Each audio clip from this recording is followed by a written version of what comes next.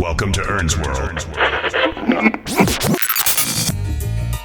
This is the Ern's World podcast. Yeah. Hosted by DJ Ern1 and Diff Hue. What it do? There's a culture shift, and we're the culprits. All right, y'all. Welcome back. It's your boy DJ Ern1, This your boy Diff Hue. and it's the Ern's World podcast. And this is episode 72, and we are back on the Portland couch. Back in action. You know how we dizzle. Yeah. Yes indeed, man. We back. How's life? I've been tired recently, but I've been making it through. No, I feel that. Sounds kind of boring though. It does, but, you know, it's all for a good purpose, a good cause. Paying off this business credit card. Saving some money a little bit. It's just working The out. economy's screwed up right now. It is, though. Everybody's struggling. Everybody's going through it. Shouts out to everybody though. First off, we actually, of course, the people don't know that unless they're like tuning in heavily, but we actually was supposed to pod last weekend, and literally, it's gonna sound crazy, but out here in Portland, they do something called the Naked Bike Ride, and you know, people have heard Keep Portland Weird. This is definitely one of those, and I'm not gonna lie to you, it's fucking annoying. Excuse my French. First off, in my honest opinion, no one really asked for this. And on top of that, just imagine being in an emergency situation and you can't get across the street because there's naked people on a bike. Out of all the things that's like literally stopping you. Like imagine what if my wife or something was in labor and at the hospital and I had to, you know, get to the motherfucking hospital. And I literally missed my child's birth because y'all want to ride butt naked on a bike. Stuck. Now I gotta go and tell Bay that I missed the birth of my child because of a naked bike ride. Yep. Precisely. And that's not even the crazy part. The crazy part about it was I saw one chick riding on a public bike, bro, like a real public bike. Coochie juice all on the seats. And the crazy part It is... was like one of the Nike bikes? Yes. So just to let y'all know, them Nike bikes y'all riding, somebody's secretions is all on that shit. And guess what? I guarantee you she didn't wipe that shit off. She probably didn't. I know she did it. She didn't think about it. She hopped right off and somebody hopped right on. Dry secretions all on the seat. She left that for you. Next time you hop on one of them bikes. I don't ride those. I ain't never been on one of those in my life. Don't let me catch you on one. I got a bike of my own, man. In the crib. Don't let me catch you on one. But check this out, though. Shouts out to all the naked bike riders, man. Y'all ain't shit. I'm gonna tell you. Hey, What kind of shout out is that? That's crazy. Hey, look, I got to get it off because I already don't really be messing with a lot of the Portland bikers anyway. And then, because you're hella entitled. I mean, I will say this. A lot of times I do find them in the way. And they be I ain't even gonna get into that. We not here to. But I had to vent because we literally missed a pod episode because of that. Like when I tell y'all the whole street was blocked, I tried going down, you know, to get around it. It had to be thousands of people for real. And out of all the times that you say to meet, you picked the time that they started. How was I supposed to know? I didn't even know what was going on that day. For real. Keep it all the way hot with you. Yeah, so the naked bike ride, yo, that is a real thing. I guess if you live out here, you might want to keep track of when it happens because... I mean, yeah, I guess so, depending on what you got going on. And you know what's crazy? That happened the last time. The last time when I was heading over here, I got caught up at the light and I had to sit. And they ended up there was a group of people that just stopped the whole wave of bikers and was like, just let these people go. Because they literally was holding up the light about 10 fucking cycles, yo. Like, people literally at an intersection about 10 times, 10 light rotations. But it turns out they do this naked bike ride thing several times a year. Like, it's not just during, July? Or when you ran into it? They do it a few times. I mean, I don't know about, you sure on the naked? Because I know they do the bike ride thing, but I ain't know about so the naked's more than once? Apparently, according to people I talk to. Would you do it? No. I mean, if I did, I'd definitely be out there with like a sock on my shit. Man, you gonna look even crazier with that don't shit. You might as well. Why Bro, sock? my bare nuts and shit are not touching the bike seat. It's your bike seat though. It's your own bike. Well, when you put it that way, if I'm riding my own bike, Why would you be riding somebody? And that's the other part too. Hey. Hold on. No, we're gonna go back to that. I'm glad you brought that up. Why is you putting bare ass to public seats? That is crazy. I mean, legit diabolical. And I mean, you putting, man. Like I said, Shorty's coochie was all on the seat, yo. I digress, but man. couldn't be me. I don't digress. like. I'm comfortable with my body, but not comfortable enough to just be on a bike like that. Hey, what I say? I'm gonna be on like this. You gonna ride down the hill No like hand, that? no handing. Yeah, but knocking stuff down. No handing it. Straight up. But yeah, we're gonna keep it moving, man. I really just had to share that because y'all do got me a little effed up out here on that one. I ain't gonna lie. But in other news, It comes with the territory living in Portland. true. We're gonna start getting into these topics. In other news, we're gonna get into some rock star talk, man. Dan Hauser, I think that's how you say it. Is it Dan Hauser or Hauser? I think it's Hauser. Dan Hauser, for those that don't know, is one half of Rockstar. Well, one of the creators and writers. I think he was the writer. I can't remember what his role was. I want to say it's a combination of both, like creator / writer.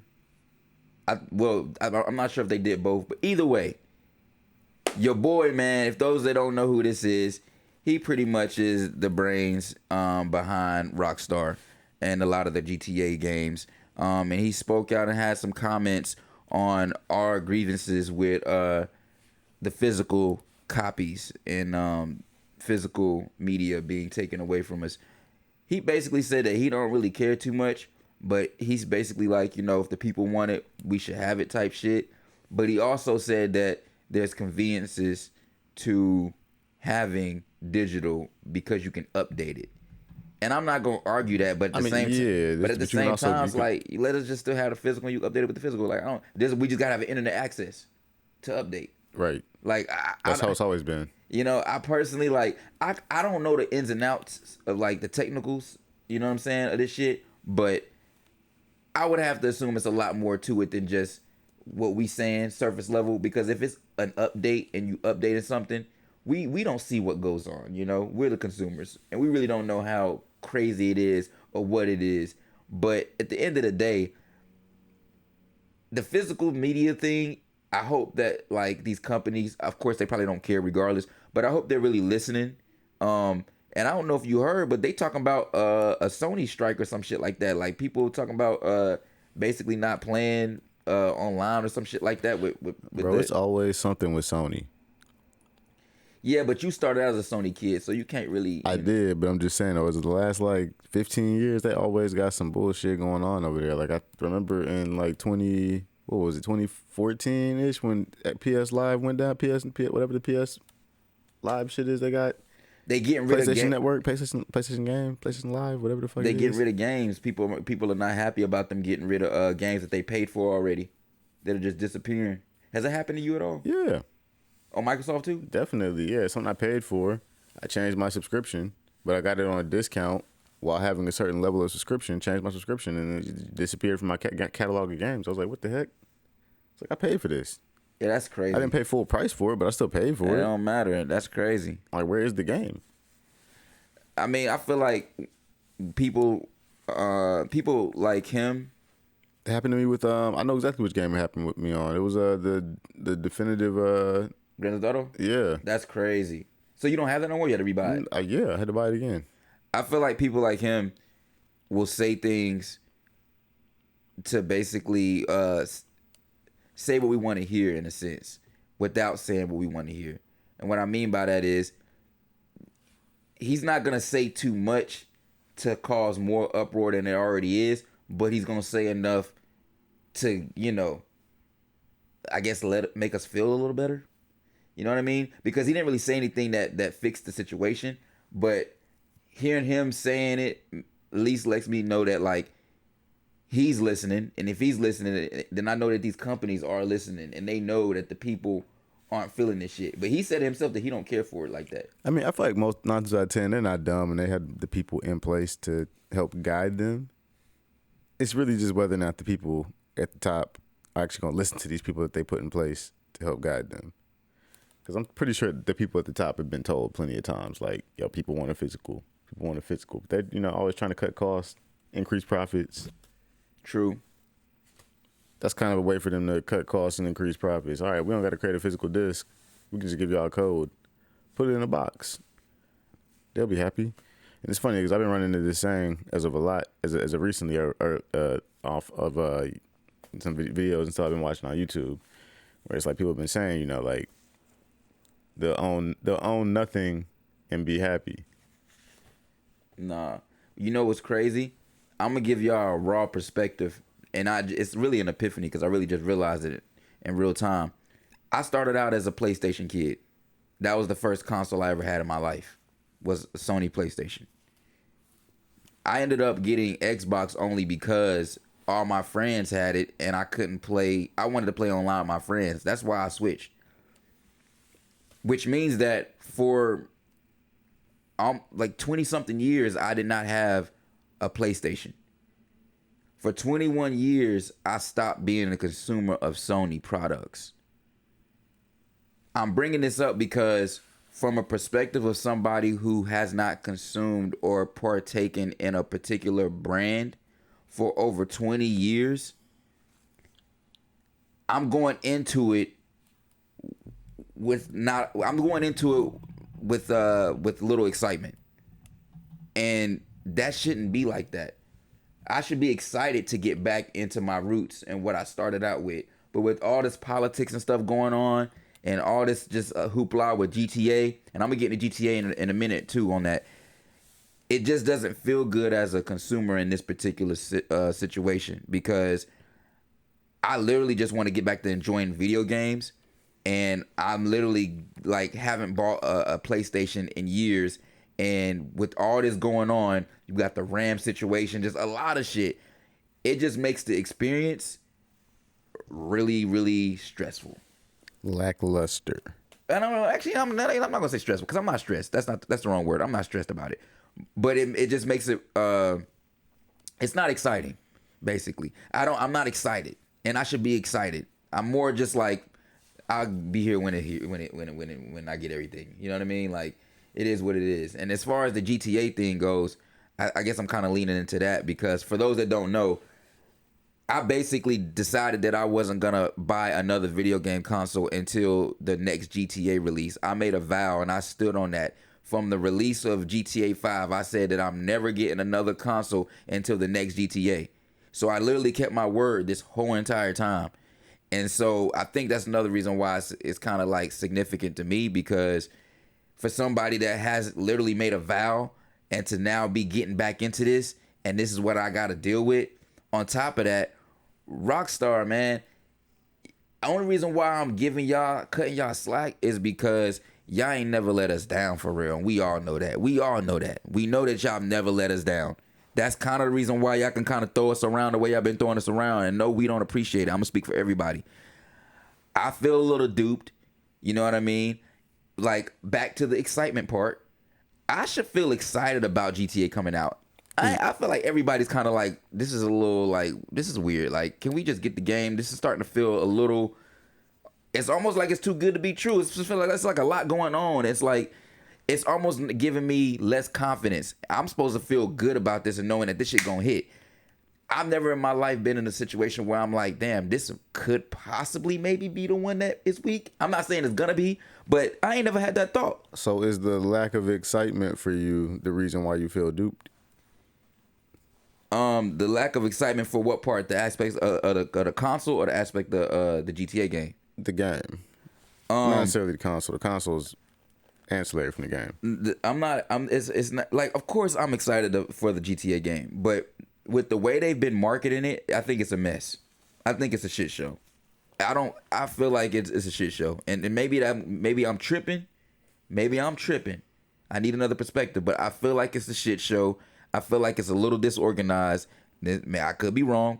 I'm just speaking. I'm just one person. I'm not gonna disagree with the shit show aspect because I mean, looking at it objectively, they have pushed the game back several times over the course of 3 years. Because it was really supposed to come out when 2020. Well, we've had this talk. We expect 2 delays, but that's normal for the GTA shit. Right, but I'm saying though, but it was originally supposed to come out when? What was the original release date? Last year, wasn't it?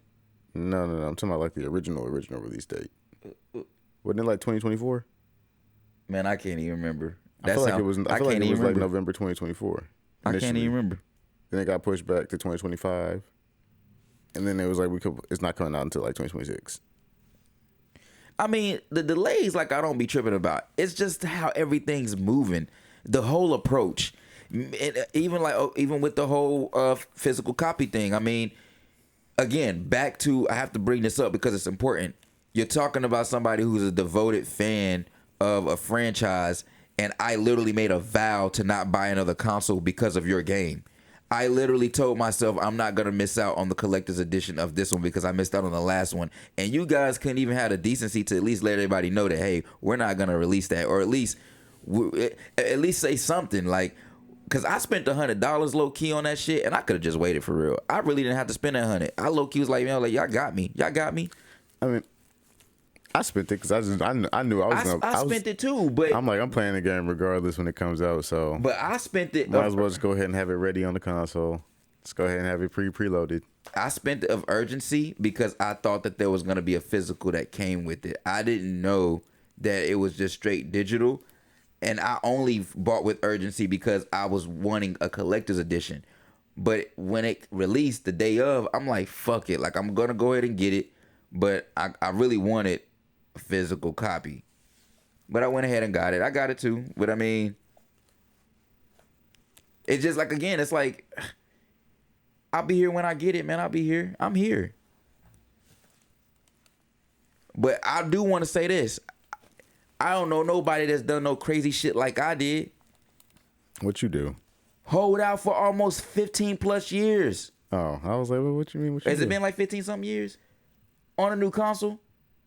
Yes. I mean, it came out in 2013 initially, GTA 5, so. It's not 15 plus years. 13. Okay, I was exaggerating, but that's a long time to basically not get another video game. I could have played video games, y'all. Y'all listening? Y'all not hearing me. They not understanding that. I literally stopped playing video games for real. Because I was like, fuck it. If it ain't GTA, I don't even care. When I moved in with Ern, that's when I started playing video games a lot more. I did have a PS3 in LA, but it was given to me. And I don't really count that because I didn't expect it. It was literally given to me on some random shit. And guess what I was playing? The only game that I had. GTA? You only need a handful of games for real. The only game that I had. But again, everything else is just nice to have. That PS3 wasn't mine though. So somebody gave it to you as a gift, right? No, they just gave it to me randomly. On some just LA, man, I will say this. On some other shit. Shouts out to everybody that looked out for me in LA, man. I always just came up out there. Like when I was out there, people was looking out for me, man. Yeah. The laptop that I literally made all my beats on when I got out here was given to me for free. And I ain't asked for it. It just was like people just blessed me, you know? Anyway, man. We can go ahead and go into the next topic. The main topic, actually. One of the main topics. So, next on the topics, for those that are not familiar, Deante Kyle is one of the up-and-coming podcasters of the universe, and he is killing shit right now with Grits and Eggs podcast. We basically, well, I'm not going to say we, because I can't speak for Ern. I'm a subscriber. I mean, I've basically been on it every day now, like every week. I pretty much am tuned in, but I also am on the road a lot. I've been on Deante since he for real started posting stuff on Instagram like a year or so ago. Bet. Yeah. So I tuned in recently, man, and he basically was talking about the Nolan Wells situation. I don't want to go deep on and serious on this situation or subject. But it is important because I'm a black man. And unfortunately, fuck shit ain't stopped. It's not going at to. all. Like, at all. Not anytime soon anyway. Not in our lifetime, unfortunately.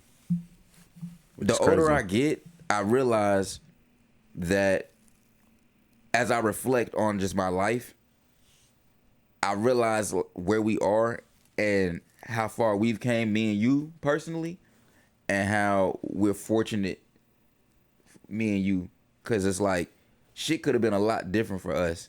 A lot of people end up in a lot of fucking crazy situations based off stuff that low key they shouldn't have to even. They deal with a lot of unintentional issues that could be resolved if they just knew how to like stay away or like be aware of their surroundings when it comes to certain things and knowing who you're dealing with and getting involved with. And that's dealing with race. I'm talking about race. When I was a kid, I was told early on that it was going to be harder for me as a black kid. I genuinely thought that shit was like, I'm pretty sure I said this on the pod before. I thought that shit was like hella negative. In my head, I thought my parents was just on bullshit. Like, y'all just, I'm not gonna say it was on bullshit, but I just felt like that's not what I need to hear. I felt like it was just, come on, like, I'm already, and I was a kid that was dealing with a lot mentally too, so I didn't really want to hear. That was discouraging to me. It just kind of was like, I already damn near hate life and you're not really helping. You know what I mean? But to be real with you, that was some of the realest shit. And to this day, it still sticks with me. Like, it still sticks with me because, like I said, I'm a black man in America. And for real, it's starting to get scarier to the point to where I am a lot more aware than I ever have been of just how I move and who I involve myself with relationship-wise. And that's romantically or just friendship, platonically. You know what I mean? However, because I've seen it from both sides. I've seen things happen that just at the end of the day, like I said, could have been avoided. But unfortunately, it comes down to drawing that line. When I say avoid, it means kind of like cutting yourself off from people in a certain way or a certain type of people. And I'm not saying that, you know, we got to stop fucking with white people because, I mean, some of my best friends are white. But at the same time, I think that there's something that to what Deante was talking about that kind of put a real reality to the situation, because I actually have been in real situations where, like, as I reflect as an adult, I'm like, you know what? I shouldn't have been put myself in that situation. But because I'm young and not really understanding all the dynamics at play. Exactly. Yeah. I'm like, this wasn't a good combination. Like, if you would have just put 2 and 2 together, you would have realized that I low-key shouldn't even been there in the first place. I mean, but you know what they say, hindsight's 20/20. You know, true that. And with age comes wisdom. So and experience. We're going to let Deante chime in real quick and share something, and then I'm going to jump back in, me and Ern. I would like to call on black people. I'm not even going to say people of color, because people of color like to kiss a lot of ass and they like to assimilate. So I want to talk to black people who grew up in predominantly white spaces. I want to talk to black people, suburban kids who were the minority. I want to ask them not only what their experiences was, but how many times have they heard about a Nolan Wells situation or been close to being Nolan Wells themselves? How many times have they been a Tamla Hartford themselves, or know about a situation where a Tamla Hartford almost happened? I want to hear from the suburb kids, because oftentimes if you don't assimilate into those situations, like I didn't grow up around a whole bunch of white people, so there was never no situation where I'm just hanging out with white folks. I remember I went to a party one time in middle school. I was invited to this party with this girl, and I knew she was like a popular white girl. And because I used to play baseball, it's like, you know, white folks be around that shit. And so my homeboy Peanut, a white boy, he was going to the party, and he was like, yeah, she said you could come too. She asked you about you specifically. I was like, cool. He was like, you want to ride with me? I was like, nah, I'll ride with my homeboy. I went in my neighborhood. Before we went over there, I went in my neighborhood, told my homeboy if she come ride with me over here. Yeah. I'm not going to be the only black person at no party. Yeah. Brother, it's not going to happen.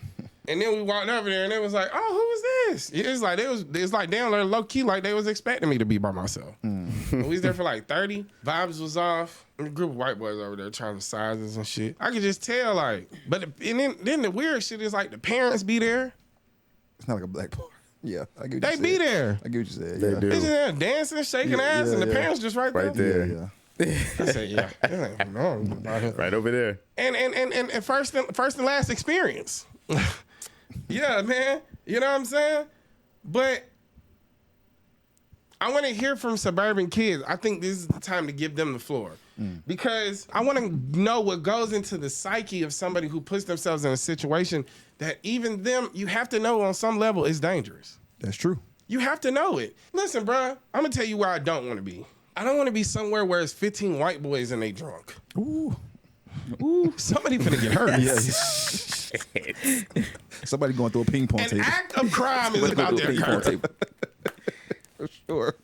A criminal act is ensuing. I'm telling man. Yeah. 15 white boys in a keg? Yeah. Oh, yeah. 15 white boys in a keg? Sexual assault, something. Something's happening. Something. Yeah. A crime. and it's because I believe in their history, not the anomaly. I'm gonna let you go first and chime in on this before I go in any further. All right. Because I feel like we both have good perspectives on this. Whew, man, I don't know. It's a trip because, like, especially growing up in the area of town we grew up in, like right on the border of Charlotte, Concord, but on the Concord side technically. Oh my God, I really do. I'm thankful for all the black community I had connection to and access to on the other side of the line in Charlotte. That gave me the ability to decompress on the weekends and just during the evenings when I wasn't around the white people I had to go to school with, for real. And to the point, the story he was telling where he brought his friend with him to that party, I'm also thankful as hell for my homie, my brother, Trent Johnson. So many times because me and him were like with some of the only like black kids in like the honors and AP program at Robinson. Like we used to get invited to all the white people stuff, right? So it was like, okay, you going? You going? All right, cool, we can go. That was basically kind of that, man, for real, like, yeah, like I just never really enjoyed being the only one because I knew, like he was saying, some fuck shit was gonna happen. Respectfully, someone was gonna say something, try to be funny. Somebody always gotta. You ain't, bruh. That's one thing I know as a black man or as a black person, as a black person in general. You go in a situation, damn near every day, knowing that somebody gonna just. It's inevitable. At least once out of your day, somebody says some dumbass shit. Yeah, I just remember I remember asking my parents to let me use other people's addresses so I could go to school in Charlotte during high school. That didn't work out. Nah, never worked out. Never had asked, but I mean, hey, we would have never probably met that it happened. I was definitely trying to not go to school in Concord. You know what's crazy about it? When, like, what I will say is, it was still an interesting melting pot because we were around a lot of different races, but you still dealt with a lot of like bullshit in a sense, kind of, sort of. I feel like for me, and then, I mean, I didn't cut you off, but I mean, like, there'd be certain situations and instances that would arise, like as we get older, where it's like, damn, like, is this person really my friend? Like, I know this dude, so I've been cool with this dude since like preschool, kindergarten, elementary school, middle school. And then all of a sudden we get to high school, you saying X, Y, and Z, you moving like this. Like I used to go to your crib, you used to come to my crib, you used to hug my mom, I used to hug your mom. Who got in your ear? Right, like what the hell? Well, I was gonna say, I know for me, I personally didn't have too many. Well, outside of being just black and always having, like when you was talking about somebody always got to make jokes or say something out of ignorance that they don't understand. Like I remember being elementary, or say something to try and just get a reaction out of you. I remember elementary people always used to be like, "Why your hair so greasy?" You know, why your hair, like, just used to always just, you know, try to touch my hair and like just bother you. And it's like, I'm a kid, so you know, as a kid, you don't really understand what it is really. That's why I say reflecting as an adult, it's like, I mean, that's regular shit, damn near. You as a black person, we kind of just used to dealing with white people shit, low key. Like that is just typical white shit. But I almost forgot what that felt like for a minute, because obviously I went to an HBCU, right? So it's like, just from college standpoint, I was just around nothing but black people, right? So I remember when I first moved out here, I got my hair braided and was sitting at the table during like a happy hour. And I almost had like a PTSD trauma response to like all my white coworkers trying to touch my hair at once. I was That's like, oh my crazy. God, like what the fuck is going on? Like, That's crazy. I And don't then even know y'all like then that. if you turn up, you the mad black man. Right. You can't win. And look, you walk out, say something, they look at you like, what's wrong with him? And they were already looking at me like, yo, why is he getting so tense? Because we want to touch his. I'm like, bro, it's my hair. Like, I don't know y'all like that. I don't know where y'all hands have been. Like, Yeah, nah. respectfully, I don't let anybody I don't know touch my hair unless they're like a black woman, for real, for real. I do want to say this. And even that's kind of like, For everybody that's listening, if all my young people out there, black people, young black people, I need y'all to like what Deante was saying. No, for real. I get chills just low key, like thinking about it in my head or what he's saying, because it really is like, man, we dying so quick that I don't think people realize that for us, it really could go from 0 to 100 real quick. And that's the scary part, because a lot of us just be wanting to have a good time. Like what I was going to say was a lot of my friends was white, but I also had a lot of black friends too. So for me, I'm kind of a weird situation, because Alicia Schenkel was literally one of my best friends I've known since kindergarten. She's black. Patrick is one of my best friends I've known since 3rd grade. He's white. Andrew's one of my best friends I know. I don't know how long I know. He's mixed.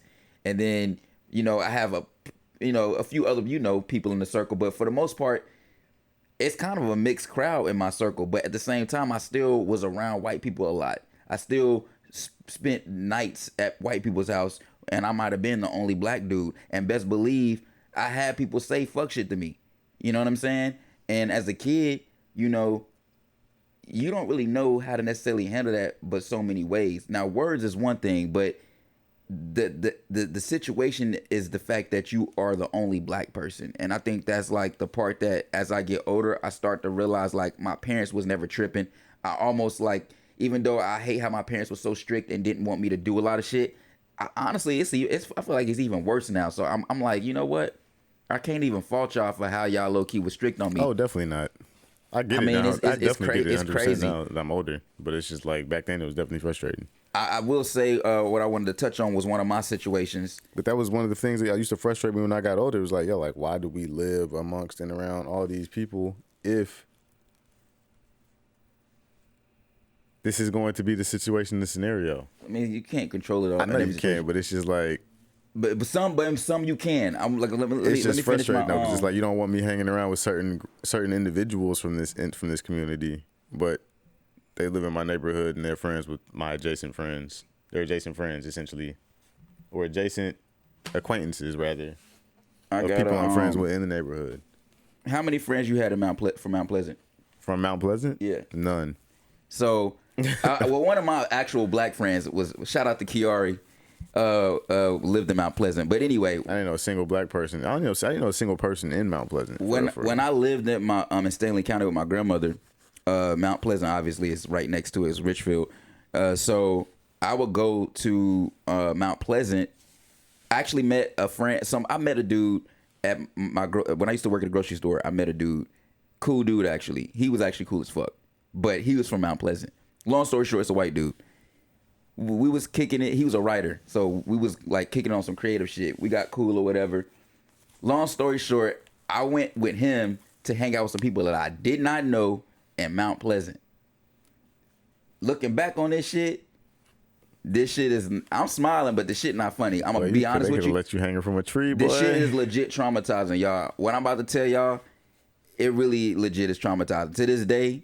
And what's crazy is, it was only words, but it just shows you that, like, well, it wasn't just only words, but it was. It was probably a little bit. Out there, it was probably a little bit more than that. I feel like I told you the story already. Maybe, but basically, I was. Once you tell it, I might remember. I was at some people's crib, some people I didn't know, and I was invited through this white dude. Now, I said this white dude was cool, right? Now I'm saying. Oh no, you have told me the story. I'm saying this based off what I thought, because looking back at it as a grown adult, it's like if you was really cool, you would have never put me in that situation. Although he apologized, which That's major, actually. I have to give him some grace because it could have been a situation where he's so blind by his whiteness that he didn't think that would happen, and that could happen. And then still not apologize, and then some cases double down and apologize on behalf of the people, not apologize, but not apologize. I feel you. Not apologize, but then also. So let me get to the story. Try and cop a plea for the guilty party. Basically, man, I was minding my own business. Everything was cool. Everything was fine. Everything was cool, yo. And then the dog comes in. The family dog comes in. And y'all won't believe what these motherfuckers said, bruh. Like, they literally called their dog nigger. Like, that's what they claimed their dog's name was. They said that shit in front of me, yo. And and I kid you not, I'm 33 years old. To this day, that shit ain't never fucking, like, left me. Like, that shit was crazy. And then what's even crazier is, like I said, I'm young. So, like, I'm really not, like, I should have left right then and there. That's my point to the story, though, is that when you young, you really is dumb and don't really be knowing. I should have never been in that situation. At that point, I should have been like, yo, I'm out. We got to go. Or you can stay, but I'm out. Like, that whole situation, back to what I was saying, putting 2 + 2, I'm in Mount Pleasant. Now, the audience don't know about Mount Pleasant. Mount Pleasant is pretty much headed. That's the boonies. I mean, it gets deeper and deeper as you go past through there. But Mount Pleasant starts.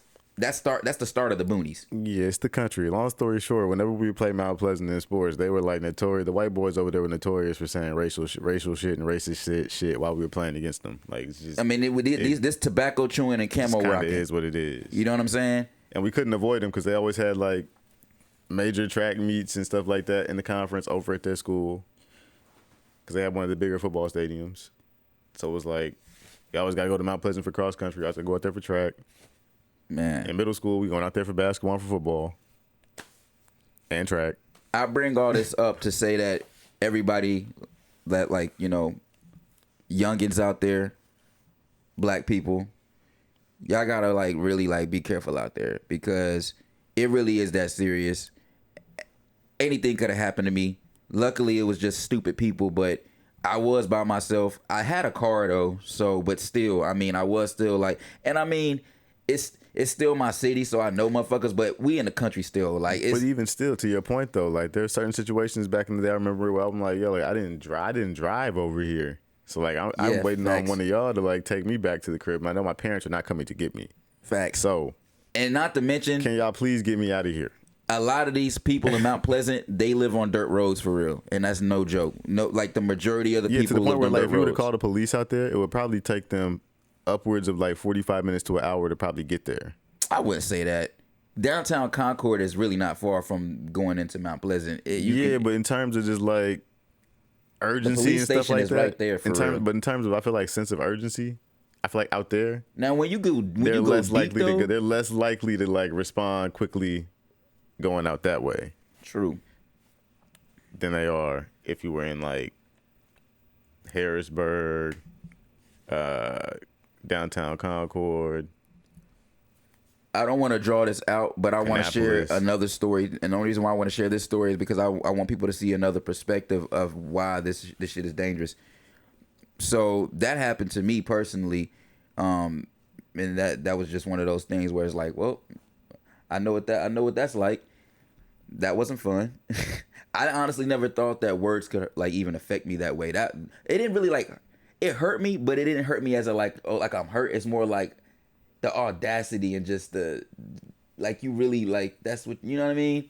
It was just disrespectful. Anyway, I had a friend back in the day that was messing with this white girl. This is a typical. We've heard this story many a times. He was actually like college student, well, headed to college. He had a scholarship or some shit like that. Long story short, he was messing with this white chick. Parents come home. You know what happens next. She flipped the script. And that's that. That's that. There's a wrap. That's it. And literally that was it. And I know another situation just like that happened at our school. But at the end of the day, his word against hers, it's a wrap. It's a wrap. Bro lost a scholarship. all for some pussy. And I'm like, do I know this person? no, you don't know this person. You don't know the person that I'm talking about that happened not at our school. You know the person that. Anyway, yeah. So again, like the shit that Deante was talking about is real talk though, and the fact that we grew up in a place where it was a mixed crowd of people, the shit was still right around the corner from you, and it's technically still in your face, and it could be 0 to 100 real quick. I don't know. I'll just say this. I just know I've personally been in too many situations with white counterparts where they've said they will have my back on certain things or certain thing or something in general, just something that is of importance. And when it comes down to them having my actual back on said thing, they are nowhere to be found. Respectfully. That's why it's not all of them, but I would say the majority. It's hella whack. Of the time. But it's not surprising at all either. We kind of we used to this shit. And I feel like also just going through the whole George Floyd situation was also frustrating too, because like I mean, having to hear and see all these white people that I know don't hang out with black people like that, post on social media about them fucking with black people, pandering essentially, yes. And it's just like, yo, like you don't even move like that. I see you on a daily basis. The only time you ever interact with black people is because you have to, likely because there's a paycheck tied to it. Other than that, your entire social circle outside of work looks just like you. I will say this though, me moving to Portland, I'm around more white people than I ever have been, so it's definitely a bigger adjustment. Like I'm not around as many black people as I would like to be. I would say I am, but I'm not at the same time. Like we have our relationships, and when we gather, but the majority of people I kick it with are of the minority flavor, respectfully, whether it be Asian, Latino, or black.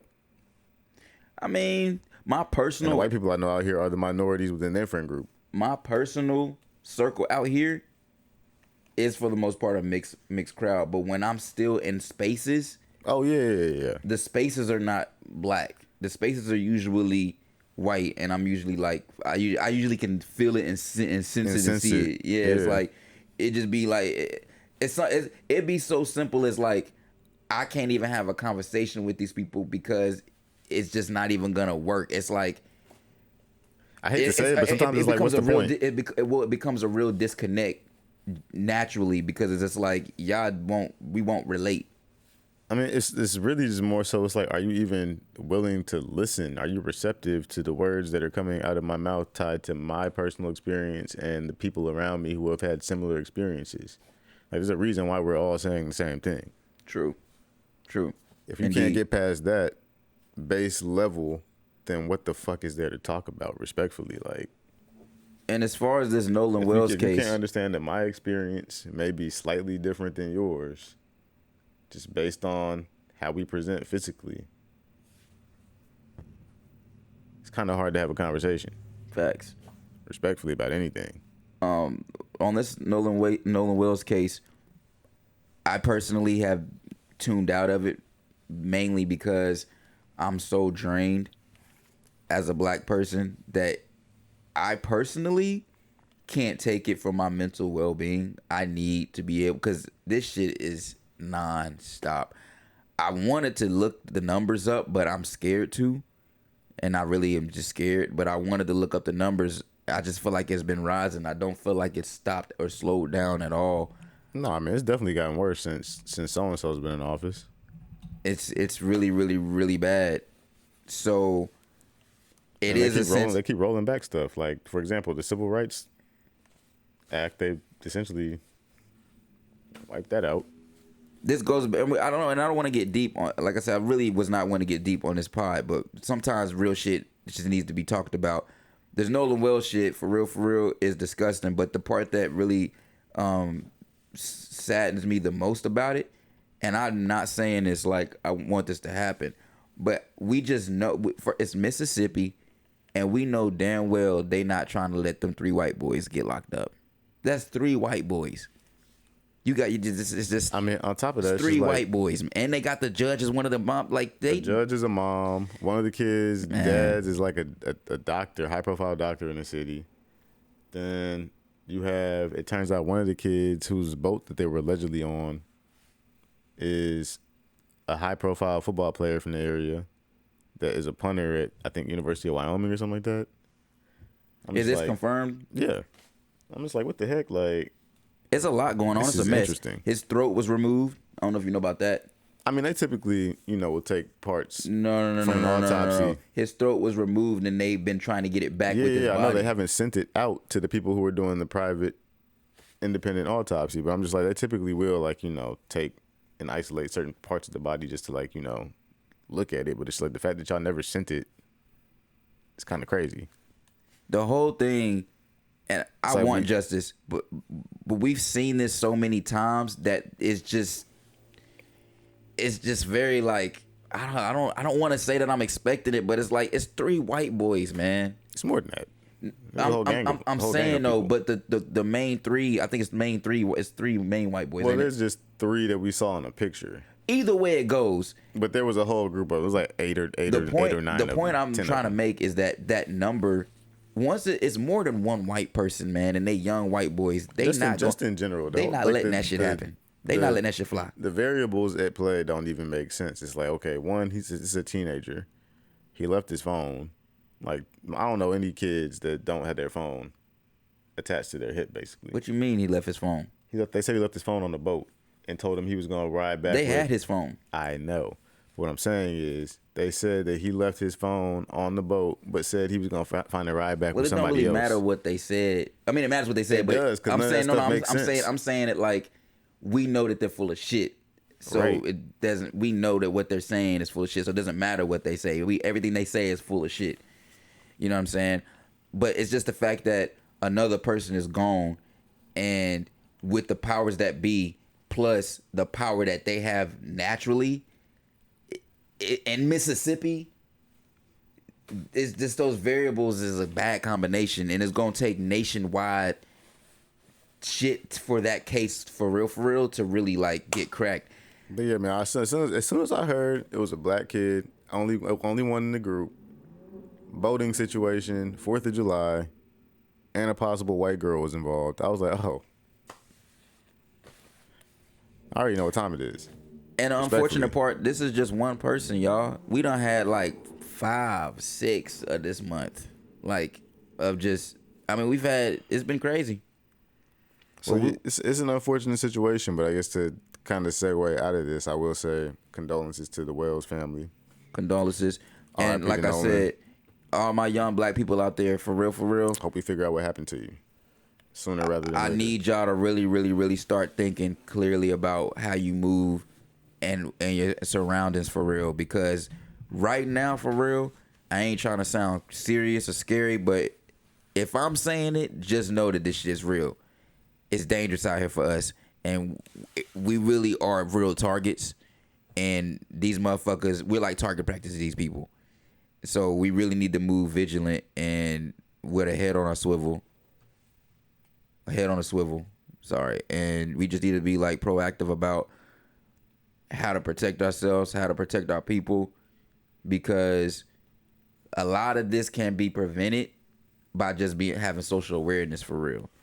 A lot of this can be prevented. Like if Nolan would have bought another homie, this would likely not have happened this way. 9 times out of 10, they would have had to take 2 motherfuckers out instead of 1. You know what I mean? Or just in general, if he was just hanging out with solid individuals, this wouldn't happen, regardless of race. I know plenty of white people that are like, yeah, you came with me, bro. You're leaving with me. Nah, facts.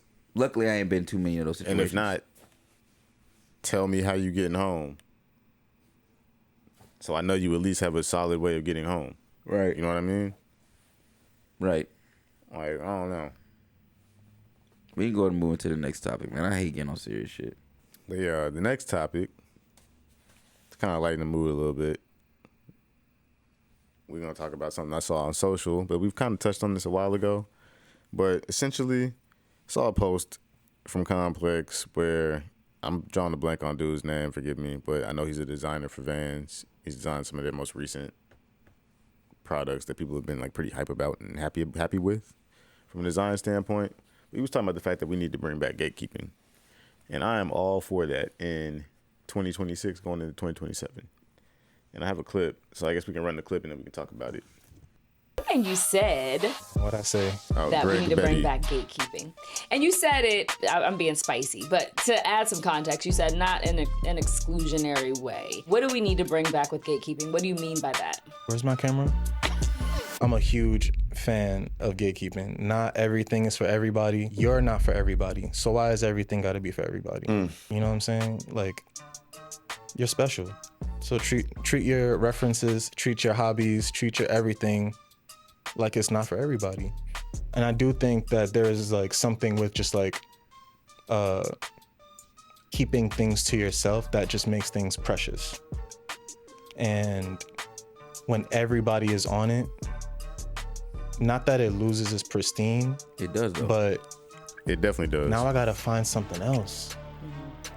And I'm very protective of the things that I love. I don't want everybody on my... Because this is this thing of ours. This is this thing of ours.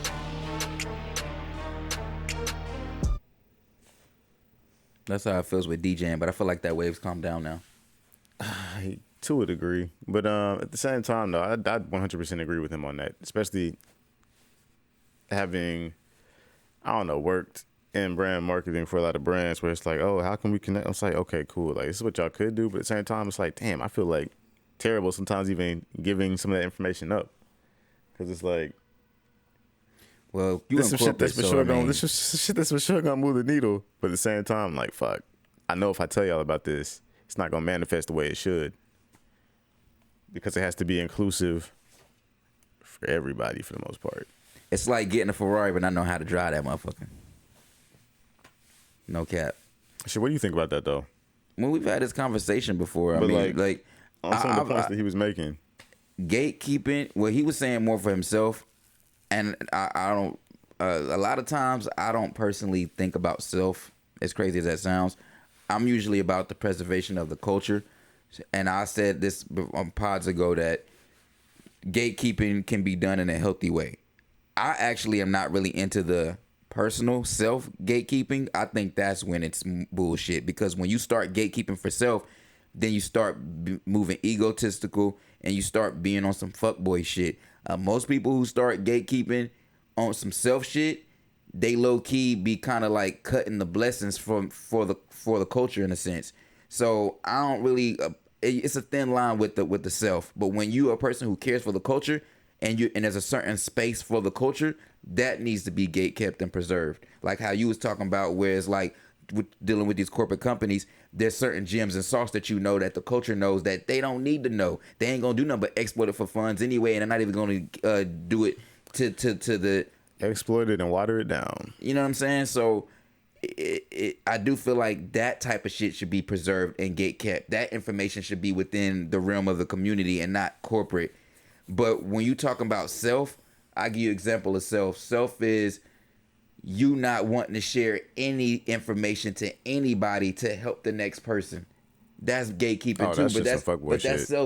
That's self gatekeeping though. You know what I'm saying? Even if it's on some fashion shit, I'm not saying don't drop it. Don't.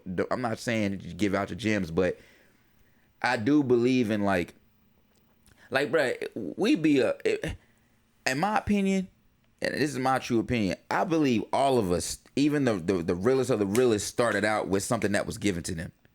Like most motherfuckers started their collections from some, I mean, they might have bought it, but most times you get something that you held on that was given to you, and it might have started your spark. So a lot of times it's like, we got to stop acting like motherfuckers didn't start at that start. We all started like that.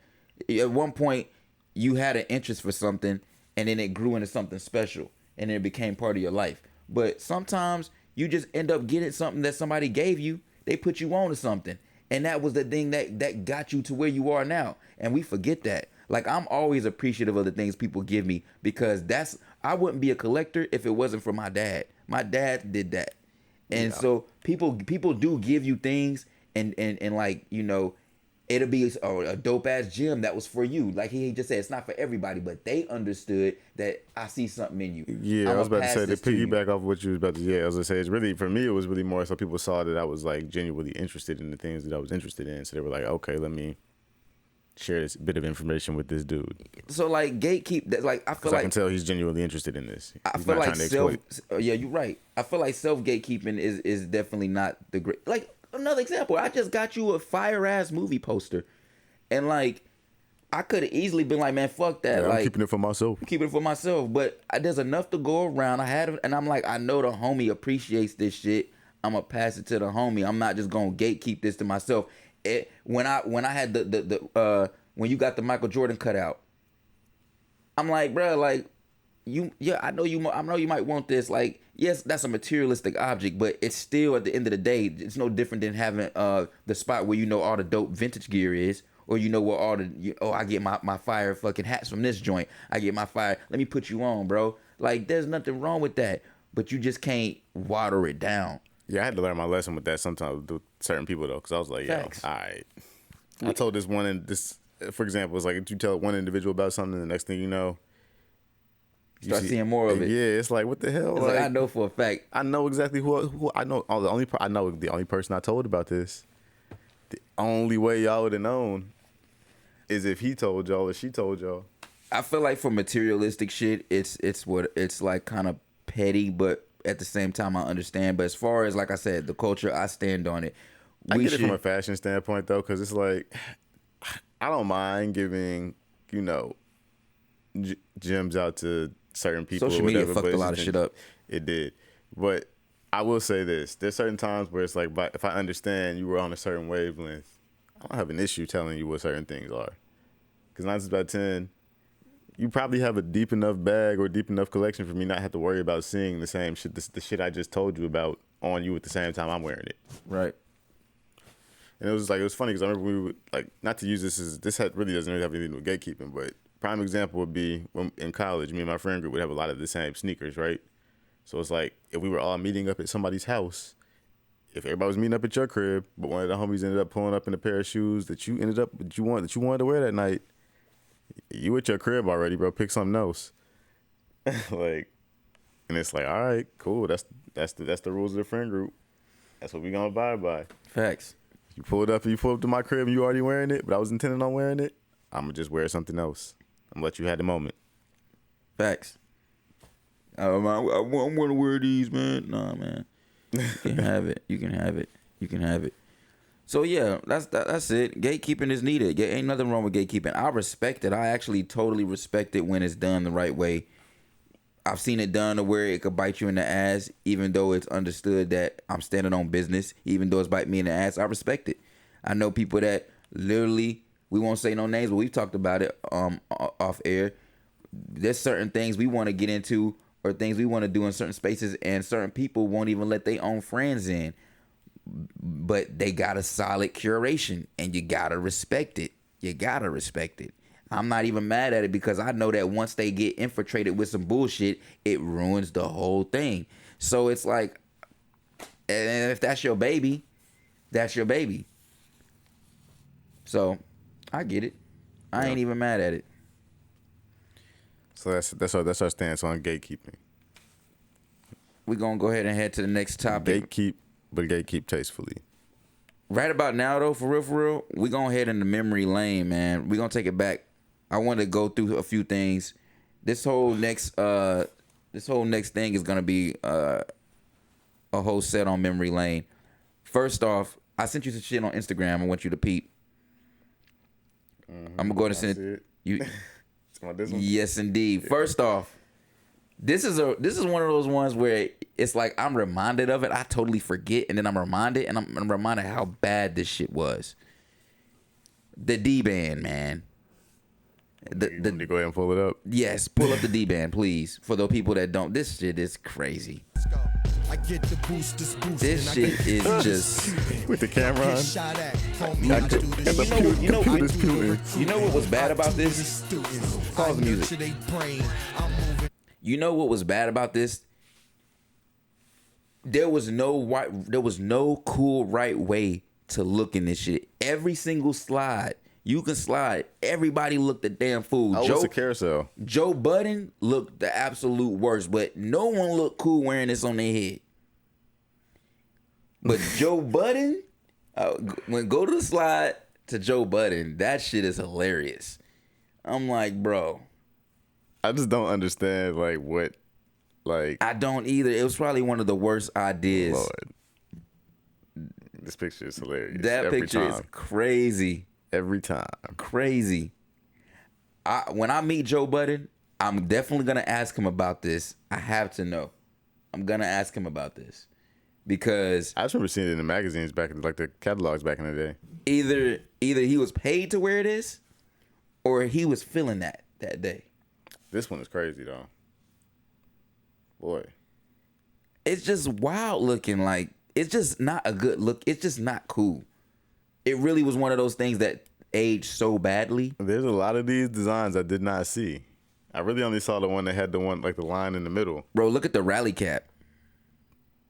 Is it rally cap in there? Yeah, go to the very. Oh, I see the single cap right here. This is crazy. What the heck? This one right here. D-Van. Some nasty work right Ron here. Artest, man. The rally cap. What was the point of it, though? Do you know? It's supposed to, soak up more sweat than a normal headband. But at the same time, it just looks ridiculous. Absolutely ridiculous. Looks ridiculous, so it's man. And it's not really doing anything different than a regular headband, respectfully. That shit wild work for real. We're going to move along to the next little memory lane thing that I had as well. That's why it never really made sense to me. Check your DMs again. This shit was crazy. I want to share a story on this because how many of y'all remember soaps? This was, for me, I think this was genuinely a Cali thing. We from the South, so people from the South really don't know about this. Like the shoes? Yes. I only know about soaps because my cousin Shanae is from Cali and she had something put me on. I ain't know nothing. She put me on to a lot of shit. That's it? Nah, I said check your DMs. You remember soaps? Hell yeah, I remember. Bro, yes. Nobody would had those back where we was at. Nah, not really. I mean, I knew one person that had a pair. I think my older brother's friend Justin had a pair. Shout out to cousin Shanae, man. Like I said, she put me on a lot of shit. She put me on so much. Look.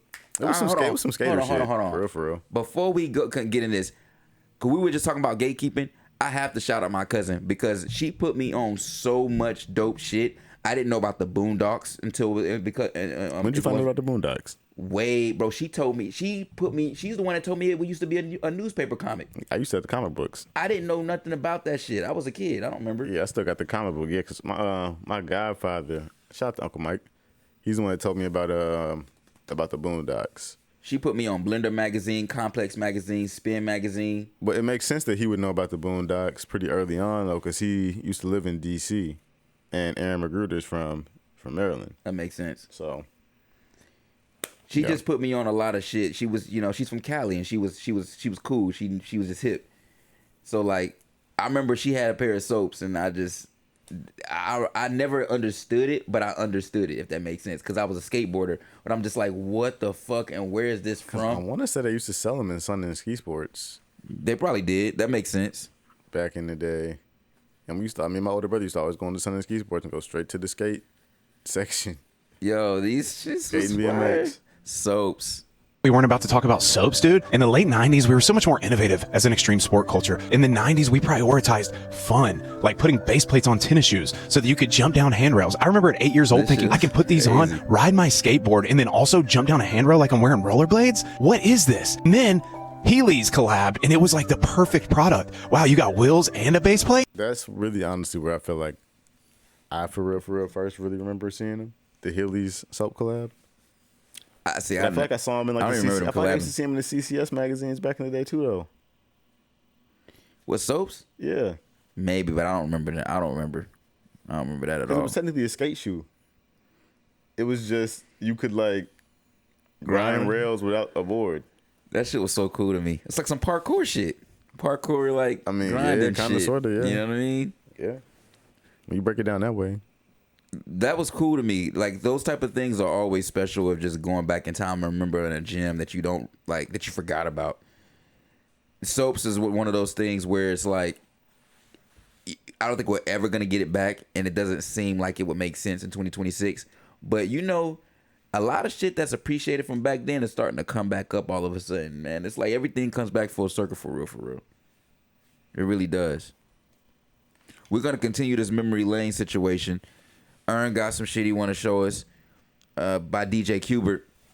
Yeah, so I guess before we get into this, obviously, you know, I also DJ, right? So I've been trying to get better at turntablism. So I've been working with the big homie, Selly.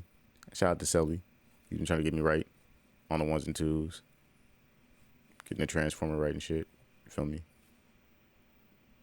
But anyway, he was like, yo, we were picking up beats for me to scratch over, and I came across this one, and I was like, what the hell is this? This shit is fire.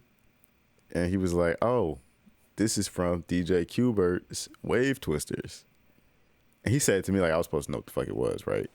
But mind you, he's like, he's in his 40s. So like, this shit's from 2001. He was like about to go to college in 2001. I was in 3rd grade in 2001. Two completely different timelines, right? Listening to Hot Boys. Facts. So, Selly's from the West Coast. Qbert's also from the West Coast. I would imagine he would have found out about this way easier than I would have found out about this being in North Carolina, especially being in 3rd grade at the time.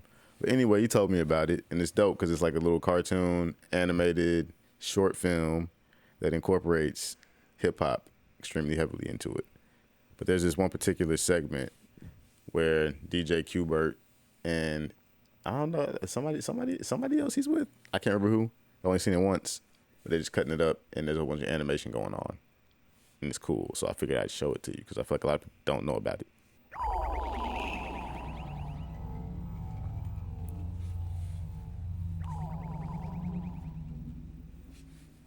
Get ready for a lot of fun and excitement. Now, let's start. Oh, yeah. You seen it before? No, I know this track, though. I know this track. I didn't realize I know this track. Yeah, this track is I never seen the visual before it, though. But, yeah, this is... I know a lot of Qbert shit, but I don't know nothing about this. I ain't gonna hold you. But this track is, like... This track's fire, though. Yeah, this is, yeah. I didn't realize what it was. So this was on the video? This was on that video? Yeah. This whole entire track was made from just like scratching. So everything they're doing is done. Every part of this beat is made from scratching. Which just makes it even more fire, in my opinion.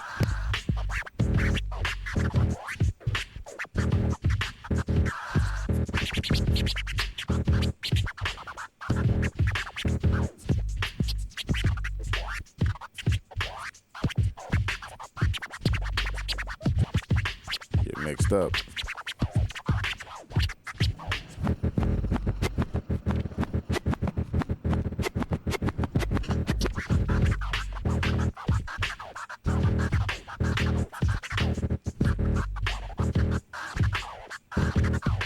The voodoo doll. I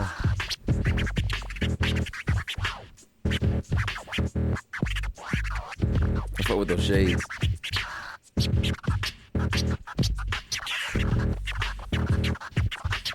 It's kind of like what we had on that one. Right. That last episode.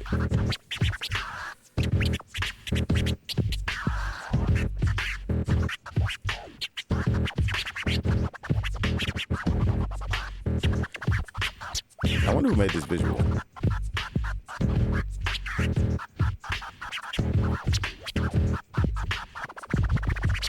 We can always look it up, though.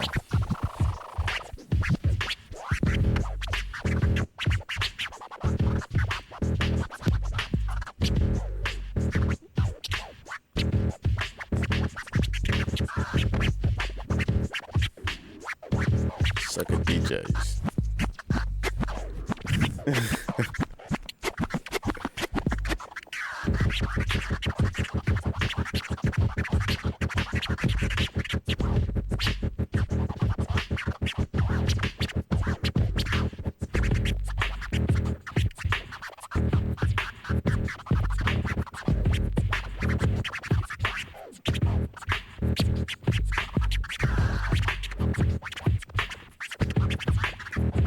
Yeah, this is my goal to eventually sound like this.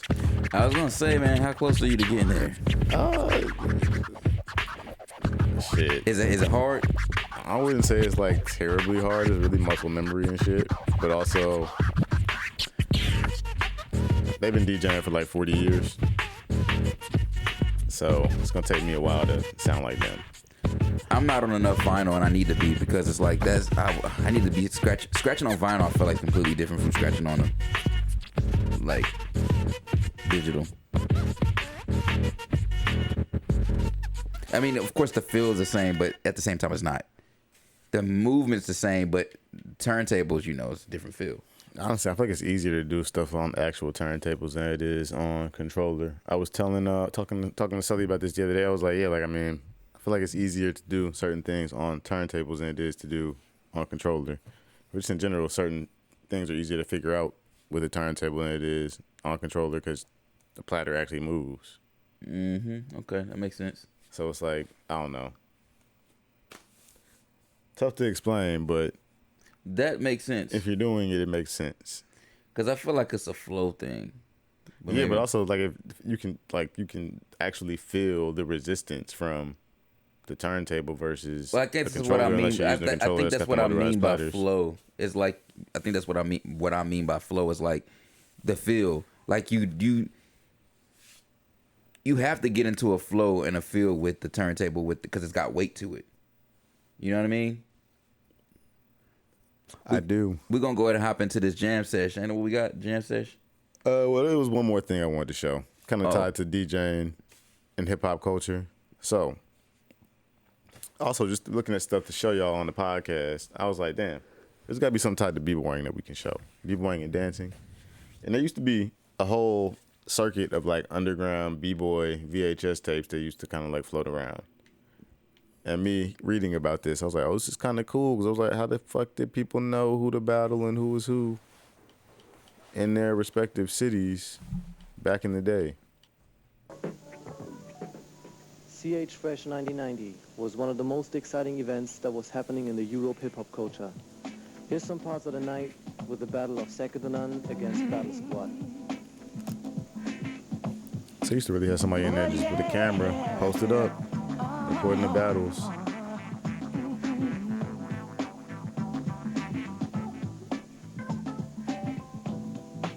Shout out to the people with cameras, man. I'm still like... I feel like they never get enough credit for stuff like this, because like... True. Somebody had to have the wherewithal to be like, I'm going to take a camera in here. I'm still mad that I didn't belong in this era, bro. Like, I really didn't belong. I belonged in that era, bro. I feel like me and you both did. Like, I'm appreciative that we got to experience some shit, but at the same time, like, we clearly are like old souls because we keep going back to shit that we was never a part of, but we are a part of because of like a new generation, if that makes sense. But it's like, I ain't gonna hold you. I ain't breakdancing right now, but it's like if I was coming up in that era, I would have been heavily in it all, bro. At the same time. I mean, yeah, especially listening to hip hop. I mean, like, how else were you really gonna dance to hip hop back then? When you grow up across the street from a farm, there's only but so much you get.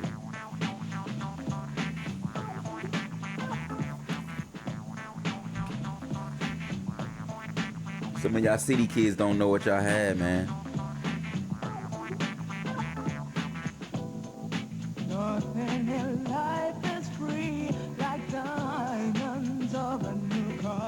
That's fire. We ain't had no spot you could pull up and do this at. No cell phones either. No social media. So if you were really like that in your city, you were really like that. Like you had to actually be outside with it. I do feel like I wish sometimes we can go back to that for real. Like social media has ruined a lot of shit. It's a gift and a curse. It's a trade-off and people don't really like to talk about it. It's definitely a trade-off. We got more information, but we killed experiences.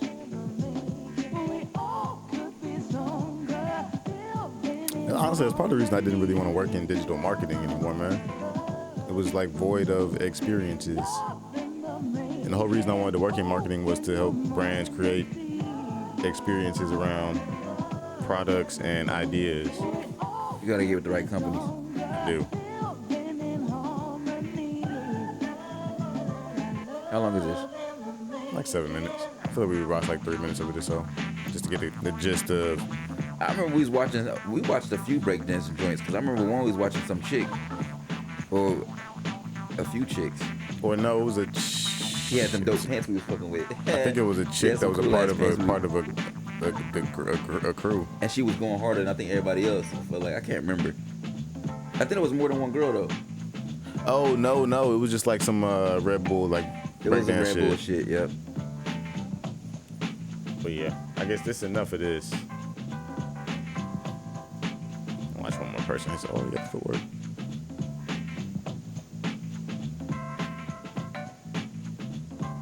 Yo, seeing Jadakiss breakdance was funny. Crazy.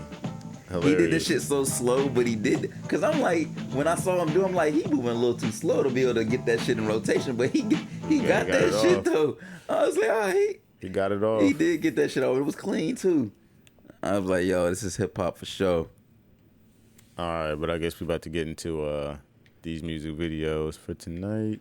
All right, first video of tonight is by Niontay and Mike, and it's called Hell Kitty.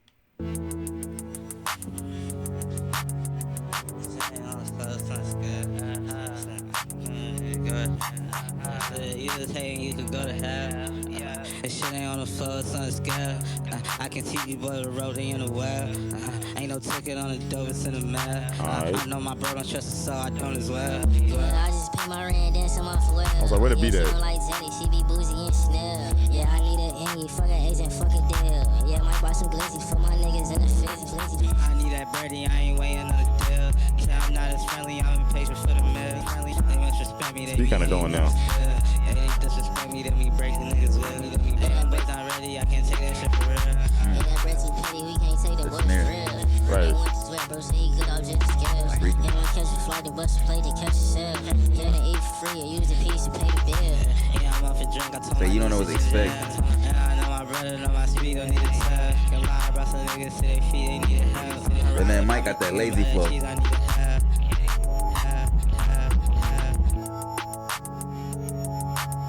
What city is that?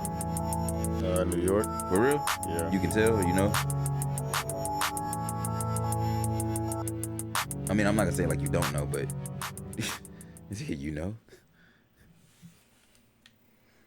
All right, that was Niontay and Mike. Hell Kitty. All right. The next video for tonight's lineup is by Michael Christmas, Chris Crack, and Girl Talk. And it's called Vending Machine Charcuterie Board.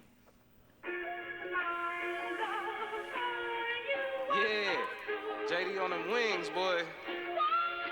My nigga look like LL Cool J in the movie Kingdom Come. Hey, you remember the movie Kingdom Come, JD?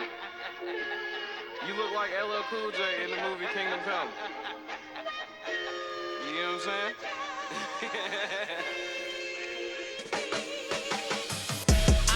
I took her in the hole and had some mileage. Spitting sick, but you can't get this virus. They was all conspiring, that's how I felt. I think it's all inspiring. You should call your stylist. You can hear the sirens. Turn it down, no, crank that shit. I could go to the bank with this, just get me some more rank with this. Take your pick. I ain't see your name on it, wasn't meant for you. Going on this tour soon. Supposed to been a solid nigga telling in the courtroom. Drips up off the porch roof. Brother been out in the field, know he got them war wounds. I ain't even ask you. Never giving props to a sucker when he passed through. Took him on his jack move. And he told on the whole clique, cause he a raccoon. Mac up in the tracksuit. Get on your mark. Hard all the time. Nigga cried too. Now I want some time. Chicago? Even if them niggas wait I don't hating, know. I'ma find room. I don't know where Check that ass in the party like you know it's me. Feeling like I'm for some reason, you never find a I don't know why I'm thinking Chicago. Shake that ass in the I could party be like totally you know wrong. it's me. Feeling like I'm Jodeci, you never find a colder piece. Shake that ass in the party like you know it's me. I could be Shake completely that ass wrong. in the I party probably like you am. know it's me. Shake that ass in the party like you know it's me. Feeling like I'm Jodeci, you About to never look this find shit a up. colder piece. Niggas try to tell me rules, but I ain't never listen. I'm on the the beat switch up. television, bitches trying to smell a nigga. Got no father figure, who gon' raise these fellas, nigga? That's the reason why my partners trending 3-time fellas, nigga. I gotta eat something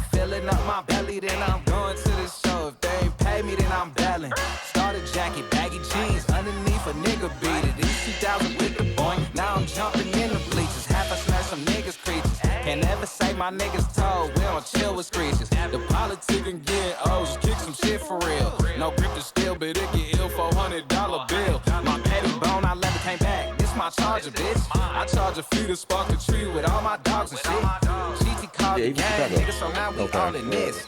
Hold to shake it like it's polo with some off the ribs. Bitch. Check that ass in the party like you know it's me. Feeling like a Jodeci, you never find a colder piece. Check that ass in the party like you know it's me. Feeling like a Jodeci, you never find a colder piece. Check that ass in the party like you know it's me. Check that ass in the party like you know it's me. Check that ass in the party like you know it's me. Feeling like a Jodeci, you never find a colder piece. Get high, they just get high. We just get high. We just get high. We just. So I think Girl Talk made the beat, maybe. Yeah, just Am I tripping? Sounds right. Just get high. We just get high. We just.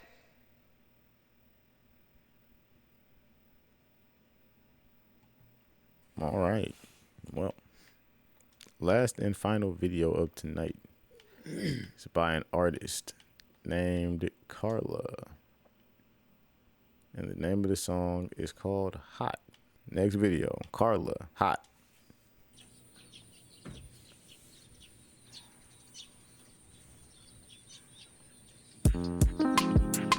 Okay.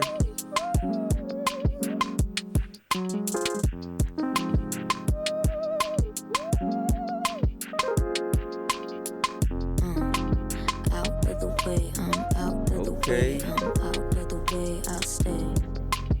Out of the way, I'm hot. By the fucking with way, already. I'm hot. By the way, up. By the way, I'm up. By the way, I'm up. By the way, I stay. Out of the way, I'm out of the way. I'm out of the way, another day is this video's hard. It ain't pouring down. Wake up to the I don't know what she used to edit this, but Full of snap. Maybe a little bit of AI, a little bit of that. Regardless, she snapped. I don't know if it's using AI. I'm just, but I don't have nothing against AI. It's all how you use it. People think I'm like, I like AI, but it's all how you use it. I mean, she's definitely in real locations in some of these spots. Oh yeah, for sure. She might be in all of them. My favorite show, I put my feet up. I'm watching them talk from jealousy. Me on my own, I cannot hear you. I've given you up to set me free. This video hard though. Something about the way I get old. And she a vibe. It's only up from here. I stay out of the way. I'm out of the way. I'm out of the way. This is on. Out of the way. I'm hot by the way. I'm hot by the way. What's her name? Carla. How you find her? Instagram. She gone. Carla. Hey, that shit was smooth. Might be my favorite one out of the Jam Sesh so far. Yeah, that's crazy. I don't know how they did that. Unless she was really there, you feel me? I mean, that's why I was like, what did she use to edit this? Her video, look at all her videos look like they have vibe. Like, that shit crazy. They all are fire. Have you seen them? I was watching the majority of them. That shit look crazy. Yeah, she hot though. Yeah, shout out She to her. hot. Carla. She hot. All right. Guess we're about to get into the audio portion of this Jam Sesh.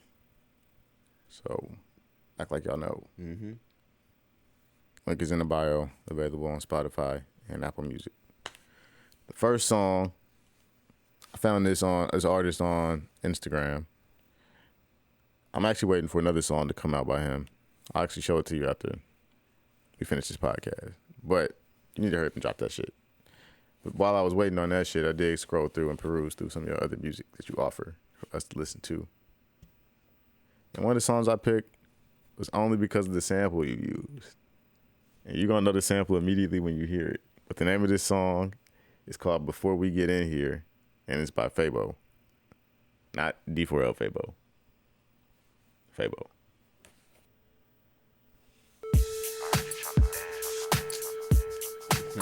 Just in case. It's that drum. It's that beat. That beat. Before we get in here, is it too much for you today? Before we get in here, please leave all that drum pattern ain't never. You can always. What's the cheat code? Right. This is a cheat code. Before we get in here, it's kinda hard when you staring at me. You have the common sense to know that's a good moment you share with bad people. That ain't nothing they understand, they can't reach us. If you wanna get to know somebody, look at who they hang with. In the party, don't care who I came with. With my shawty and I keep the flame lit. Close, girl, I don't wanna let you go. Yeah, that Jaheim sample gonna go every time. DJ play just in case. Favorite song is right now. Time fly by. It's fucked up because I want to sing that song and I'm right. I'm like, I don't want disrespect, bro. Dance floor, this is all I want. Before we get in here, yeah, we sliding to this. I can play this for my parents' day about this. I was just about to say I don't know what it is, but we getting old, bro. Cause like this is grown folks. Cause young people not vibing to this shit. I mean, I was vibing to this. I was a little kid. No, yeah, but we different. And it's like you ain't got no choice when that's what your parents playing. But also they was playing this like Power 98 though, so it was like. That's that B101.9 type shit. Yeah, but I'm saying though, just in case though, by Jaheim, they was playing on Power 98. Maybe on a mix. Yeah, you know what I'm saying though, like you would hear some Jaheim. It's in rotation. Yeah. I don't wanna let you go.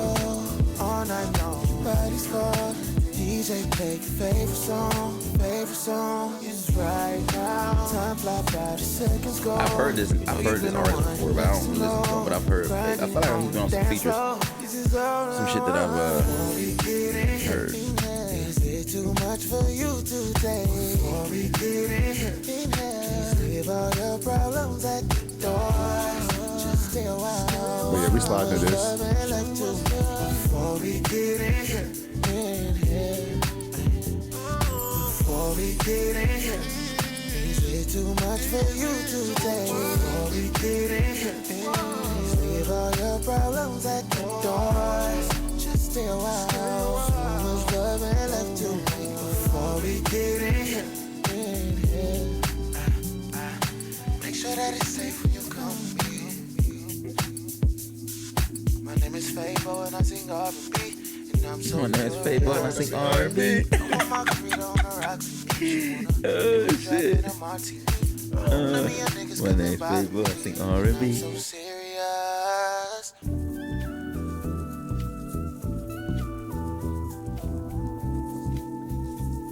See, when you're an R&B singer, you can get away with saying anything, man. Tell me why. I was listening to Donell Jones the other day, and I don't know why. Maybe I'm just stupid, y'all, but it took me forever to realize he was saying he's getting a boner. I didn't realize he really was saying that. I didn't really think about it. Like I said, which song? You talking about the joint with the left eye? Yeah. What's the name of that song? He said, I'm drawing a blank. I play that joint way too much. Say what? He said, I think I feel a bone coming on. Yeah. I had to look up the lyric. I was like, yo, is it really? But I was like, that shit was crazy. The next song in tonight's lineup is by Nicholas Craven and Boldy James, and it's called Trapezoid.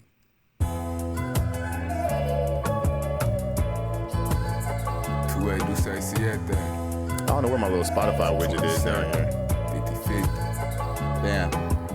Ripping, slicing bricks open with box cut, no 50 tights. In the minnows, selling all these pints without no liquor license, pistol clutch. Catching all the pops who be wiffle dusting, running up the cars, handing off. On them all we crunching, unky nose running. It look like he coming down with something. This selling all sample these crazy. bumps to the head, shit like I'm out concussion. I once was lost, but I found it. I owe it all to Siri. Supreme crackhead forces off the Playboy and Mary's more than Mary. Too much poison berry, had me short of breath, annoyed to death. Love is null and void like a voided check. Circle tight as that pussy. Square dancing nigga, you a daddy's boy. If I was a shape, I'd be a trapezoid. AP like an octagon. Counting up these rectangles. Rock out like Ray Rubin. All these Cubans on my neck tangle. Bangle on her right wrist. Anklet on her left ankle. He knows she with me. Cause she be posted from her best angle. Last night had the time of my life. Brody cracked the seal. I rarely step out when I do no less than half a meal. Too drunk to let you hit my blunt through how to pass the shit. Stop on the street shit. Cause a nigga really trap for real. We really try for real. This shit really track and field. Really slap them bricks and balls. Hit the road and traffic pills. We really try for real. This shit really track and field. Still in the hood, looking like I inked the platinum deal. T-tops on the money, brand new G-lock and a hottie. Little bloody stone running, run with treetops and them bounties. Keep that quicker, picker up, and keep that ye shit far from around me. Niggas never knew I rapped. I never freestyled in the county, you know. We keep the money in the family like it's incest. Ain't no paperwork on no nigga I run with, that's a big flex. Seen all 50 shades, but it's a different gray.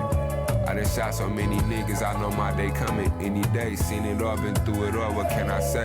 My pops, they had to take care of me since the day a nigga ran away. Anyone who know me know this ain't my first rodeo. Rollie on my wrist, I never had a joke rodeo. These niggas laffy taffy rappers, that mean they been a joke. Whole city know a nigga pushing me an envelope. We ain't buying that shit you selling, Van Dyke to McClellan. It's game time, kind creatures, 227. Last night had the time of my life, Brody cracked the seal. I rarely step out when I do no less than half a meal. Too drunk to let you hit my blunt through how to pass the split. Stop in the street shit, cause a nigga really try for real.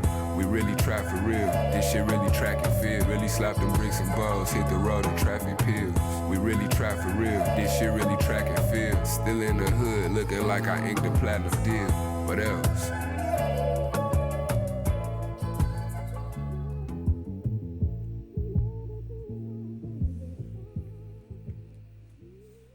Trapezoid. Boldy. Yes, indeed. All right, the next song is by DJ Akoza, Soulzay, DJ Killa C.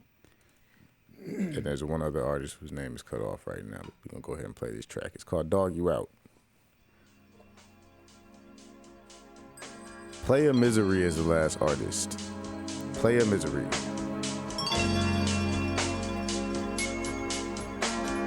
What's in here? Oh, some expired film.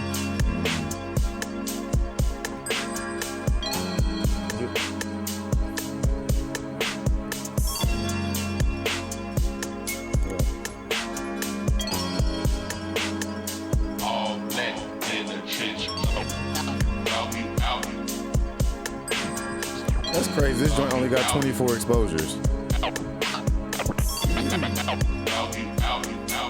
I don't know what the fuck you're talking about. That's camera language. I mean, it's only got 24 like shots in it. Normally it's 36. I just realized that.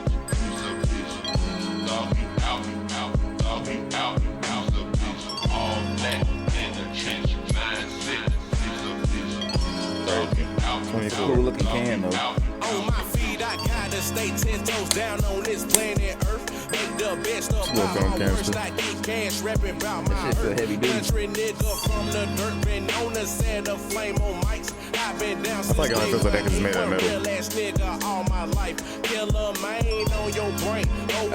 Did you say this was the last? Y'all niggas die bitch about the same thing. No. I thought you said this was the last. My bad. I thought you said before the song started, you said this is the last artist, the last song. I said I can't see the last artist name is cut off. Well, I said Boldy. No, I was talking on this song. Oh, my bad. When I ride up a baseball, staying down every day, do my day job. Running plays like Chris Paul.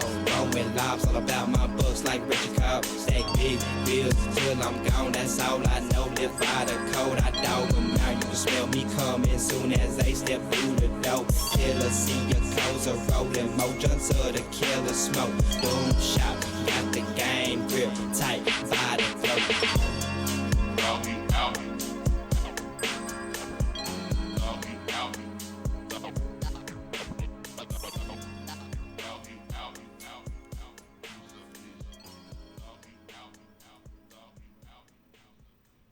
Dog You Out, You's a Bitch. Next song in the playlist is by Pouya, and it's called Baby Bone. Yeah. Okay. Yeah. Okay. BABYBONE, better watch your back. Yeah. SIX, I rep, I put the whole gang on the map. Okay. Time, I got plenty problems, I got one too many Bentleys swerving through my city. Keep a couple of killers with me. Bitch, my back hurts, so bend it be hard, backwards. No commitment, don't need passwords. My first bitch, she got way too plastered. My last bitch said she loved me, then left me lonely like a bastard. Reaching for the Glock 9, they preaching like a pastor. I just want my bread, boy. You could take the last word. I just want some head. Keep that pussy in your pants, girl. Okay, you see that bobble on my dashboard. 20 in my pants, a 45 tuck on my Jansport. Roll it, bet they think it's stolen. Fold it, dead presidents, my pocket swollen. Roll it, bet they think it's stolen. He made the beat. I don't think so. He ain't usually known for making beats. Who makes his beats? I don't know. Rolling. Think it's stolen. But Pouya don't ever miss really. He one of the few white boys that we be low key forgetting about too. Man. People kind of sleep on him for real. I only fuck with so many white rappers. Bitch, I used to whip around a Fiat, work a kiosk, running laps around these peons. Feel like Dion, you know what I be on. Chopper singing, Celine Dion, back to get my key and pill on. At the bank, laughing, climbing up the ranks. They say money don't let them cowbells. So I blew it all away. Pop a pill till I need more cowbell. I'm okay. Feel the pressure and the weight. Then I wait and wait and wait. Okay, I'm on the layaway. I need a break. I need a bimbo with some fake titties in my face. I need a steak. I need a rose. I need to dig a couple holes for these rappers on my dick, kissing my toes. Yeah. Okay. Rolling. Bet they think it's stolen. Fold it. Dead presidents, my pocket swollen. Roll it. Bet they think it's stolen. BABYPO any day, can it soldier. Rolling. Bet they think it's stolen. Fold it. Dead presidents, my pocket swollen. Rolling. Bet they think it's stolen. BABYPO any day, can it soldier. Okay.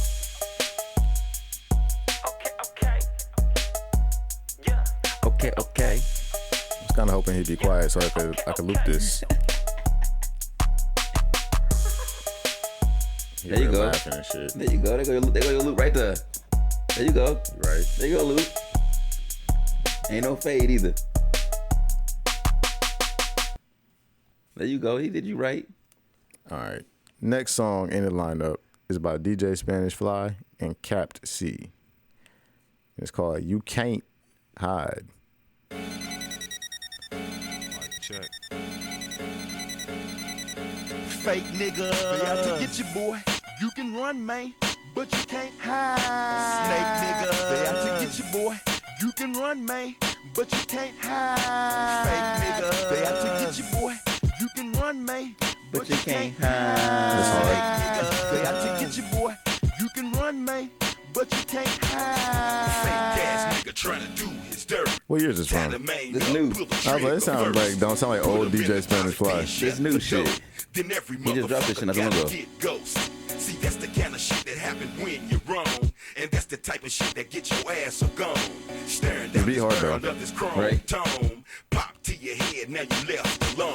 Now why, oh why do you even trip? Nigga got the money cause he thought we slip. Man, we up nigga, we don't sleep, we eat. Up fake ass niggas who tried to cheat. See, hard head make a soft ass, you know. And trifling ass niggas get cut for show. Like a real motherfucker, we gon' keep it live. Like a fake motherfucker, you run. This be right out. Fake nigga, I don't think so. You can run, man, but you can't hide. Snake nigga, they out to get you, boy. You can run, man, but you can't hide. Fake nigga, they out to get you, boy. You can run, man, but you can't hide. Snake nigga, they out to get you, boy. You can run, man, but you can't hide. Fake nigga, snake nigga, always ready to take nigga. Like the album cover. Why we ready to spray Oh, the all car? you niggas. Yeah, the top down in the front. 9mm trick, nigga. CaptC is trying to kill all your bitch niggas. With my mind on the shit with both guns on you. Top down. Is that a Fleetwood Cadillac? The top ain't down. It's just a wide. Top down view. Oh, I thought you meant like. Yeah, I thought you meant like top down, like convertible. Nah. Focus on my grip. And when your suckers show up, I got my shit. Keeping an 8 and 9 cock for your chest and head. Body found in black. It's really the bird's eye view. Yeah, top down view. Who calls it top down view? Grand Theft Auto called it top down. I ain't never called it that. GTA top down. It's either them or me. Fake nigga, they out to get you, boy. You can run, man, but you can't hide. Snake nigga, they out to get you, boy. You can run, man, but you can't hide. Fake nigga, they out to get you, boy. You can run, man, but you can't hide. Snake nigga, they out to get you, boy. You can run, man, but you can't hide. They out to get you, boy. You can run, man, but you can't hide. They out to get you, boy. You can run, man, but you can't hide. They out to get you, boy. You can run, man, but you can't hide. They out to get you, boy. You can run, man, but you can't hide. All right. That was You Can't Hide by DJ Spanish Fly and CaptC. Last and final song of tonight. Last final song is by DJ J Nice, and it's called Still in Love, Jersey Club.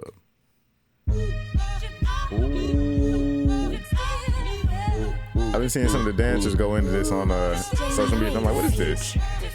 Ooh. All them samples. Right. Who would ever thought too much would be perfect?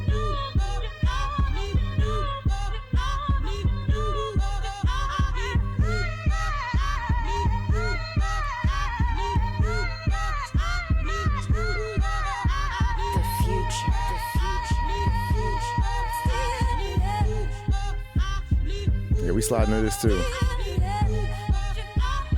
Ooh, E, ooh, E. Yeah, we sliding into this. We definitely sliding into this.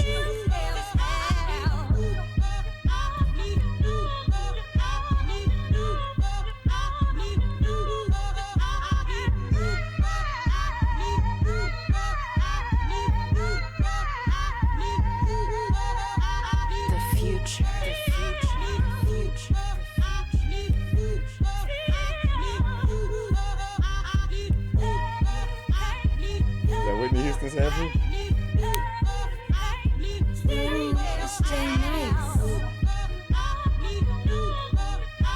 That is a Whitney Houston sample, isn't it? What? That feel? Which one? He's like, well, she's like, well, you'll hear it in a couple seconds. It's gonna come back in. The future. That? No, not that one. Another one. It's a different one. I feel like there's a Whitney Houston sample in here. I could be tripping though. Is it gonna come back in? It was a very one specific part. Not that.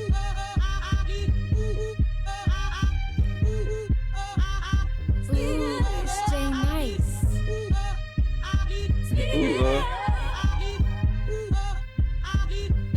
Is that one right there? That one, that feel? Maybe not. I can't tell. Yeah. Anyway, that's Jam Sesh for tonight. We appreciate y'all coming through per usual. Like, comment, subscribe, share with your friends. If you're looking for the playlist, it's in the link in bio. It's available on Spotify and Apple Music. Like I said, we appreciate y'all coming through. We will catch y'all next time. Holla at your boy. Peace.